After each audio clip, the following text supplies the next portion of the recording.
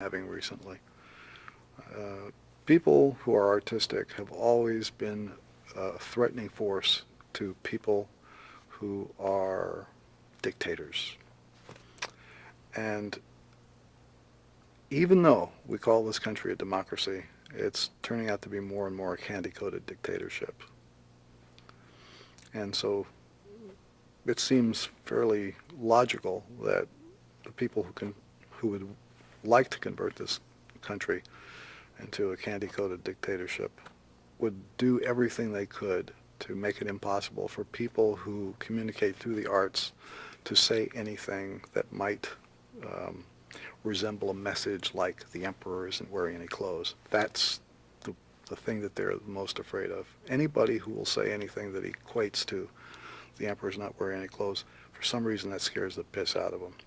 And so they do everything they can to stamp it out. And we've seen a growing trend toward this since 1985 with the emergence of the PMRC to try and put a clamp on what is said in rock records.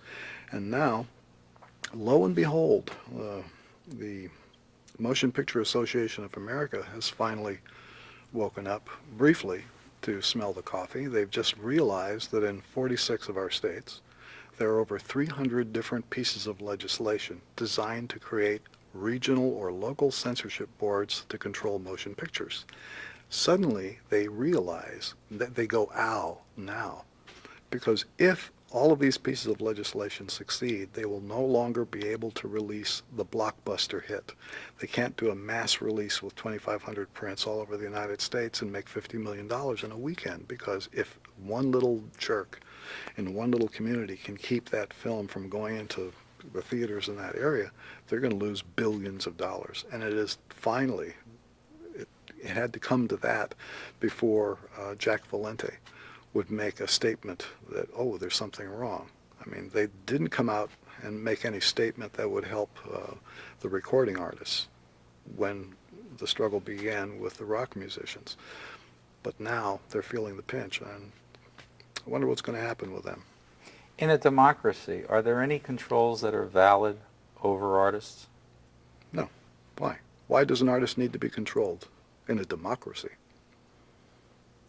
In a democracy, everybody gets to say what's on their mind. Now, the problem with a democracy is, and I've been having just nightmares about democracy recently, because within the last few years, I've become more and more interested in getting people to vote and register and do all this stuff. And I've been active in that. And I'm going, yeah, let's get democracy going. And I'm going, wait a minute.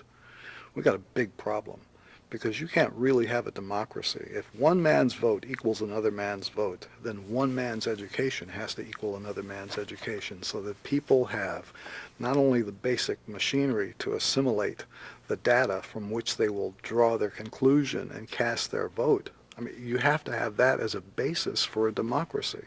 And when you have a society where too many people can't read or write, how can you say, we all have an equal voice in the government?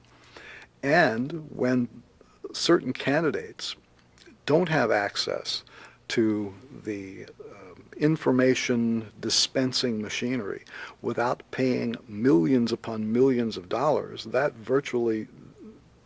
limits the dialogue quite a bit for anyone who doesn't agree with the sitting administration, or especially with the Republican Party. And not to single them out as the biggest evil that ever befell the United States, but recently they've come pretty close, simply because in the communist system, if you are a party member, even though they talk about we're all equal, we're brothers, it's all supposed to be evened out, it's not. Party members have perks, they have special treatment, and they get it right. If you are a member of the Republican Party in the United States, the treatment resembles very much what happens in the Soviet Union if you are a Communist Party member. Certain things will not happen to you.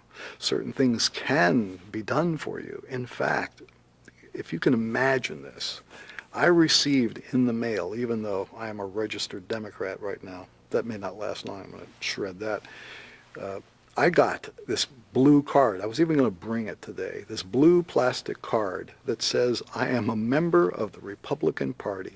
Blue plastic, like a credit card, gold embossed, eagle, the whole business, a serial number. It was just like, a Communist Party thing. So I'm saying, what would a guy do with a thing like this? Show it to a policeman in case he was going to get a ticket? What do you do with this?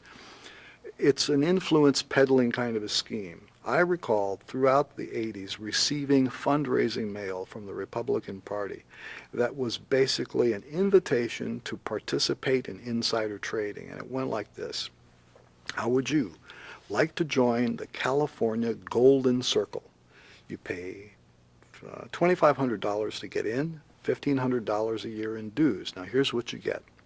Advance notice of upcoming legislation, invitations to dinners and social events.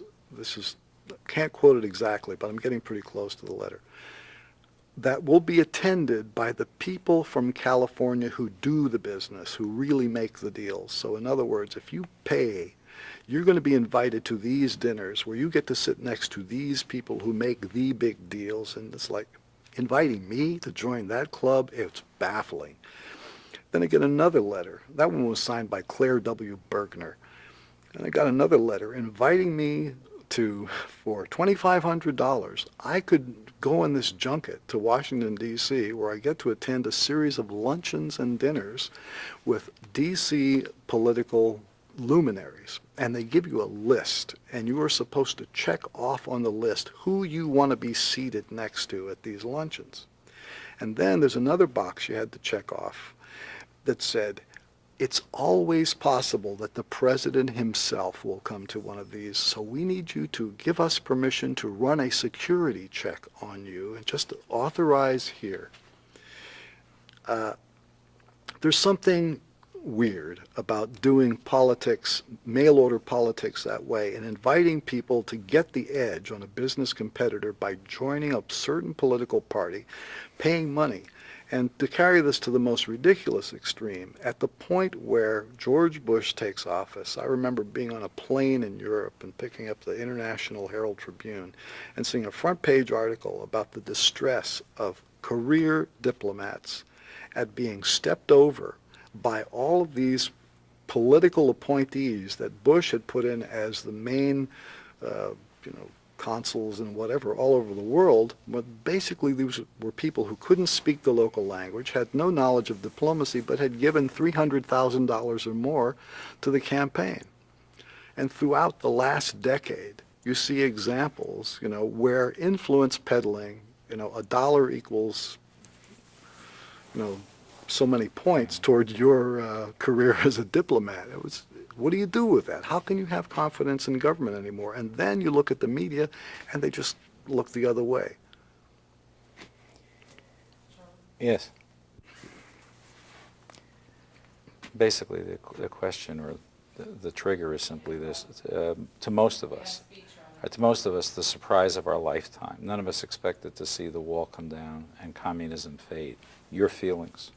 I expected the wall to come down. I knew it was going to come down. I'd even given concrete proposals on how to bring it down with class, and had spoken to various people in different places that led me to believe it was going to come down. I knew it was coming down, and I watched it on television. I was delighted. Why do you think communism fell apart? Because let's look at our two countries. We both made the same mistake. We spent our national fortune on weapons. The Russians were smarter because they realized, whoa, listen, did we need to do that?